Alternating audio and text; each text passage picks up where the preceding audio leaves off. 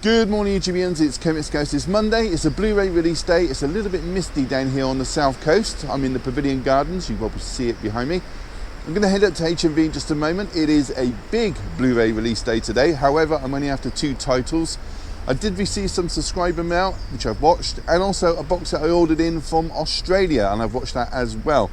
Anyway, I'm going to head up to HMV, grab a coffee first because I'm a little bit parched, and then I'll take you back to show you what I picked up. I'll see you all in a bit.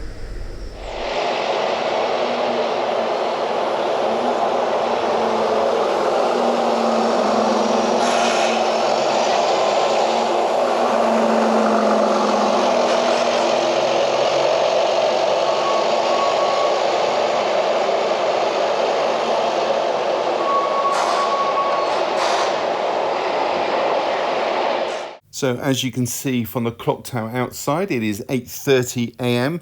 All the shops are still shut apart from Costa and McDonald's. So which one am I going to go to today?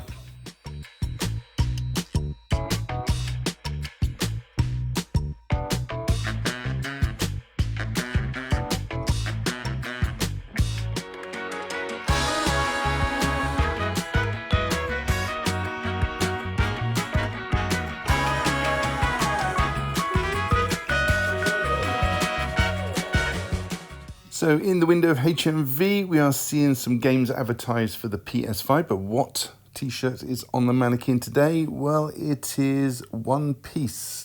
Okay, first title to show you is Typist Artist Pirate King, a biographical road trip drama from 2022, written and directed by Carol Morley, telling the story of an artist called Audrey Amos, and this one will set you back $14.99. Next is a Japanese anime film called Pat the Bar, which is from 1989. It's a collector's edition. It's about a construction of a sea defence known as the Ark to save Tokyo, plus a possible suicide. This will cost you £34.99. Next is the 88 films release of Tokyo Decadence, an erotic drama from 1992. It's about a prostitute who regularly gets abused by the Yakuza. This carries an 18 certificate and is priced at £16.99. Next, we have a Radiance Films release. This is Sting of Death, a Japanese drama set in the 50s. It's about a writer with a wandering eye, much to his wife's dismay. Limited to 3,000 copies. This will cost you £17.99 and it carries a 12 certificate. So next is the Criterion release of Thelma and Louise, a 1991 road movie drama starring Susan Sarandon, Gina Davis and Harvey Keitel, not to mention a small role from Brad Pitt and Michael Madsen. Directed by Ridley Scott and priced at £22.99. But if you prefer, there's also a 4K Criterion release as well, but this one looks like it's a digipack. This one will set you back $29.99 and they both carry a 15 certificate. Next is a Third Windows Films release of Mad Cats, a Japanese comedy action movie from 2023 about a young man who's searching for his brother and has to deal with some killer cats on the way. $17.99 for this one. Next is The Cannonball Run, an action comedy from 1981 with a star-studded cast in this film, plus some beautiful cars, especially that black Lamborghini at the start. This re-release will set you back just £9.99, worth every penny, comes with a PG certificate.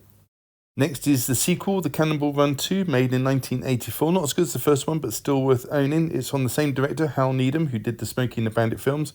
This one is also priced at $9.99 and also comes with a PG certificate. Next is Lone Wolf McQuade, Chuck Norris being the title character. This also stars David Carradine and Chuck's brother Aaron as the punk. This action thriller is from Final Cut Entertainment and will set you back £14.99. So next is the vintage classic release through Studio Canal of Peepin' Tom. This is a psychological thriller from 1960 directed by Michael Powell. This is still available through Optimum Home Entertainment, but this is a newly restored version. The Blu-ray is priced at $14.99, or you can go for the 4K version, which is priced at $22.99. They both come with slipcovers. Next is the BFI release of Get Carter on 4K. This stars Sir Michael Caine, God bless you sir, and Britt Ekland. This 1971 crime drama is priced at $21.99 and carries an 18 certificate. Next is Five Nights at Freddy's, a horror film from last year put out by Universal Studios. This is about 4 animatronic mascots from a restaurant that come alive at night, killing anybody in their path. This is available on Blu-ray for £14.99 or on 4K for £24.99. Comes with a 15 certificate. Next is the action crime thriller SWAT. This is now 21 years old. It stars Samuel L. Jackson, Colin Farrell, Michelle Rodriguez, LL Cool J and Jeremy Renner. Put out by 88 Films, this is going to set you back $16.99. Comes with a 12 certificate. Next is an Italian crime thriller called Death Occurred Last Night. This is a slow burn murder mystery from 1970. It stars Frank Wolf. This one's got a runtime of 98 minutes and will set you back £17.99. Battle Over Britain next, a war film from Kaleidoscope Entertainment. This was written, directed and starring Callum Byrne. It's from 2023 and it will set you back £12.99, and this one comes with a 15 certificate. Next is Goodbye and Amen, released by Radiance Films. This is an Italian thriller from 1978 and this particular release is limited to 3,000 copies. It's got a runtime 110 minutes and will cost you £17.99. Next is Jinnah, a biographical film of Muhammad Ali Jinnah, the founder of Pakistan, starring Christopher Lee as the title character and James Fox as Lord Mountbatten. This indicator release will set you back £16.99. Next is I, the Executioner from Radiance Films, a murder mystery which links a serial killer to a suicide. This limited edition is priced at £17.99 and has an 18 certificate. Next is Night of the Comet, released this time through 88 Films, previously through Arrow Films. This sci-fi comedy horror from 1984. It's got a runtime of 95 minutes and is priced at £16.99 and comes with a 15 certificate. Next is Impossible Object, also known as Story of a Love Story. This drama stars Alan Bates and Dominique Sander. This is limited to 4,000 copies and is priced at £16.99. Okay, last one is Mosquito Squadron, a British war film from 1969 starring David McCallum. This 86-minute Boris Sagal-directed film will set you back £16.99 and it carries a PG certificate. Hey everybody, welcome back. So we've got quite a few to show you. Got two new titles today, one that was sent to me by post and one that I imported myself from Australia. So let's crack on with it. Okay, first one I'm going to show you was sent to me by one of my viewers and fellow YouTubers, Mark Bushell. His channel name is Bushman Blue. I'll put a link down in the description below and go and check him out. Great channel. So what did Mark send me? Let's find out. Okay, so Mark kindly sent me The Monster Squad. This was a first time watch for me. It's a horror comedy from 1987, directed by Fred Decker, who actually wrote this alongside Shane Black, making them Black and Decker. Anyway, this was made 2 years after The Goonies, and there are a few similarities and a few ideas taken from that film. The movie focuses around a group of children collectively known as the Monster Squad, which is similar to The Goonies. You have a leader of the Monster Squad, Sean, played by Andre Gower, who actually went to star mainly in television but now teaches acting. There's an overweight funny boy named Horace, played by Brent Shallam, and you've also got a cool kid called Rudy, played by Ryan Lambert, and so on. But instead of facing the Finellis, the Monster Squad have to deal with most of Universal monsters who are summoned by Dracula to take over the world. Dracula has been played by Duncan Rieger. And the rest of the summoned monsters are as follows. You've got Frankenstein's monster, played by Tom Noonan, who you may know was the Ripper in Last Action Hero. You've also got the Wolfman, who's played by Carl Thibot and Jonathan Gryers. Creature from the Black Lagoon, or Gilman as he's referred to in the film, played by Tom Woodruff Jr. And of course the Mummy, played by Michael McKay. Now the Monster Squad have to start where Van Helsing failed to do many years previously by having a virgin read some ancient German text out in order to create a portal which will transport the creatures back to where they came from. This also stars Mary Ellen Trainor as Sean's mum. You may know Mary from Die Hard and Lethal Weapon. I thought this was a lot of fun. Great characters, very fun story. How could you not like this one?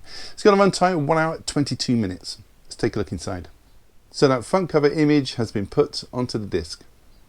So that was the Monster Squad. And as I said, there will be a link to Mark's channel down in the description. Be sure to check him out. Mark, you are a star.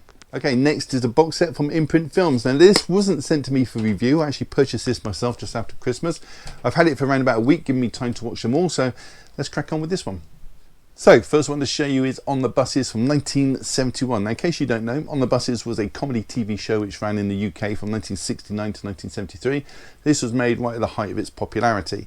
Directed by Harry Booth, also made the sequel, Mutiny on the Buses, just a year later. And the premise of this film is this. You've got a route master driver called Stan Butler, being played by Reg Varney, who has been doing copious amounts of overtime to pay for some household appliances that he's bought on HP, things like washing machines, that kind of thing.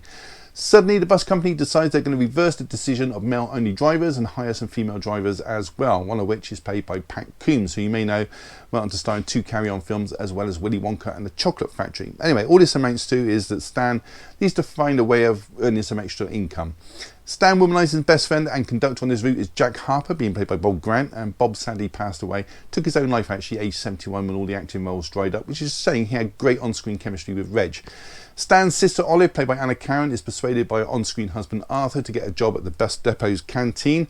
Arthur's being played by Michael Robbins, and Stan's long-suffering boss is Inspector Blakey, being played by Stephen Lewis, who actually went on to work in Last of the Summer Wine and One Foot in the Grave as well. Now, this is a British comedy from the 1970s, so expect a lot of inappropriate sexual innuendos, that kind of thing. I will say the picture quality on this is absolutely fantastic. It's got a runtime this one of just 1 hour 28 minutes. Let's take a look inside. So the front cover image has been put onto the disc, and on the reverse of the cover you have a picture there of Stan Butler. So that was On the Buses. Next up we have the sequel Mutiny on the Buses, and these are all Hammer films by the way. This one's made the year after, 1972. All the regulars are back. You've got Reg Varney back as Stan Butler, Bob Clark as Jack Harper, his conductor. You've got his put-upon boss Blakey, being played by Stephen Lewis, Stan's sister Olive, played by Anna Karen, and Arthur, her husband, played by Michael Robbins. Now this time Stan is in a relationship with a new female conductor called Susie, being played by Janet Mahoney. Stan and Susie are engaged to be married, and Stan wants to move out his mother's family home because it's a little bit cramped by a flat with Susie, but the brother-in-law Arthur's just been made redundant and money is tight again, so Stan needs to find a way of making some more money. Same old story. So Stan tries to train up Arthur as a driver so he can join the team. Arthur does eventually pass his test, but he proves to be a little bit accident prone whilst training. Meanwhile, the bus depot has a new boss called Mr. Jenkins, who's being played by Kenneth Brennan. Bit of a taskmaster. He comes up with a plan to do tours through Windsor Safari Park, and he's looking for only the best of the best drivers, as the wages are a lot better and the drivers can keep the tips if they earn them. So obviously Stan wants to be put in for the job, but Blakey and Mr. Jenkins says that he needn't apply because he messed up during a fire drill. I won't say any more on that, but there's a lot going on to keep you entertained. This one's got a runtime of 1 hour 29 minutes. A lot of fun. Let's take a look inside. So the front cover image has been put onto the disc. And on the reverse of the cover, you have an image there of Blakey, Mr. Jenkins, and Stan Butler. So that was Mutiny on the Buses. Okay, last one in this set is Holiday on the Buses from 1973. All the cast has returned, so I won't go through their names again. This one's directed by Brian Izzard, and the film actually opens with a topless woman running for a bus, which causes Stan to get, let's say, a little bit distracted, and he crashes into several vehicles. One of which happens to be his boss's car, which causes Stan, Jack and Inspector Blakey all to get the sack. But it's not long before Stan and Jack find work at a Pontins holiday camp, driving holidaymakers on excursions. Their new boss is played by Henry McGee, who you may know was in the Benny Hill show. Also at the holiday camp you've got Blakey, employed this time as the new head of security, and Blakey has got a little thing for the camp nurse, being played by Kate Williams, who you may know was Liz Turner in EastEnders. Anyway, it's not long before Stan invites his entire misfit family to the camp for holiday, free of charge, and hilarity ensues, even before they actually reach the camp itself. It also stars Arthur Mullard and Wilfrid Bramble, aka Albert Steptoe from Steptoe and Son. On a side note, this was actually filmed in Pontins Holiday Camp in Prestatyn, North Wales, and also on another side note, Reg Varney, I don't know if you know this, was the first person in the world to use an ATM machine, which is still in place, coloured gold to mark the occasion, which is situated in Enfield in London. Anyway, off topic, this one's got a runtime of 1 hour 27 minutes. Let's take a look inside. So that front cover image has been put onto the disc, and on the reverse of the cover you got Stan and Jack. So that was Holiday on the Buses, and included in this set is a very comprehensive press book, just like they did in Carry On Volume 3. So that was the On the Buses film collection. Next is Typist Artist Pirate King, a biopic written and directed by Carol Morley, whose films include The Falling and Out of Blue. And this tells the story of Audrey Amos, an artist who suffered with a mental health diagnosis of manic depressive throughout her life, and she became hospitalised as a result, making her unable to finish her training at the Royal Academy of Arts. Now, Audrey was born October 28, 1933. She was committed in 1958, aged just 25 years old, and that was the first of her hospital committals. 4 years later, she trained as a shorthand typist, but as for Pirate and King, well, those were just job titles that she listed on her passport. But it wasn't until her death in 2013, aged 79 years old, when her work was donated to the Wellcome Collection in London, that she received the recognition that she deserved. This stars Monica Dolan as a total character, Audrey Amis. Monica's films include Sightseers, Eye in the Sky and Cyrano. There's also Kelly MacDonald in this as Sandra, her visiting nurse, who Audrey gets to drive her to an exhibit, which happens to be, and this is unbeknownst to Sandra, happens to be in Sunderland, some 280 miles away, so it becomes a bit of a road movie. Anyway, Kelly MacDonald's films include Trainspotting 1 and 2, Operation Mincemeat, Harry Potter's Deathly Hallows Part 2, where she played Helena Ravenclaw, and many, many others. This one's got a runtime of 108 minutes. Let's take a look inside. So the slipcover and the cover have the same image. You have a Blu-ray and a DVD. On the reverse of the cover, you have an image there of the two principal leads and some reviews on the inside. And there are 6 art cards. So that was Typist, Artist, Pirate, King. Next and last is Mosquito Squadron, a British World War II film from 1969, directed by Boris Sagal, who actually met a very unfortunate end to his life. He walked into the rear rotary helicopter blade, partially decapitating himself some 12 years later. Nasty stuff. Film opens with German army launching some V1 flying bombs towards mainland England. A few are shot down, but one hits its target, and then we cut to the RAF targeting various German launch sites in retaliation. The mission is a success, but one of the de Havilland aircraft is shot down during a dogfight, and the pilot, a squadron leader Scotty, and his navigator are presumed dead, leaving Quint Monroe in charge. Quint is being played by David McCallum, aka Ducky from NCIS. And when he gets back to England, he has to inform Scotty's wife Beth of her husband's death. Beth is being played by Susan Neve, who you may know was in the 1970 version of Scrooge, where she played Isabel Fezziwig. Anyway, Monroe is assigned a new task of bombing the Chateau de Chalon in France, which is being used by the Germans to mass produce a new long-range missile. Monroe is to use the highball bomb, which is similar to the bouncing bomb, the one that was designed by Sir Barnes Wallis, famously shown in a Dam Busters film 1955, but the high bomb can bounce on land. Now, before the mission, Monroe and Beth spark up this romantic relationship, which becomes a little bit complicated later in the movie, but I won't say why. Pretty good film, this one. Effects are a little bit ropey. There is a lot of miniatures used, and you can see all the strings as well. Plus, they used some footage from both 633 Squadron and Operation Crossbow. Picture quality, though, is crisp. Can't fault it that way. This one's got a runtime of 1 hour 31 minutes. Let's take a look inside. So the slipcover and the cover have the same image.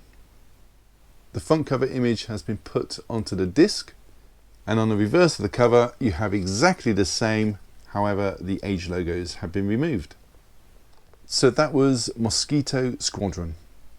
So that was it. Have you seen any of those? Plan to pick them up or just want to leave a comment? And do so down below. I will read every single one and try to reply if I have the time. Give the video a thumbs up, really does help the channel, and subscribe if you haven't. It's all free. Why wouldn't you? And on that note, all that's left to say is thank you so much for choosing my channel today and watching my video. Take care. I'll see you all in the next one. Bye.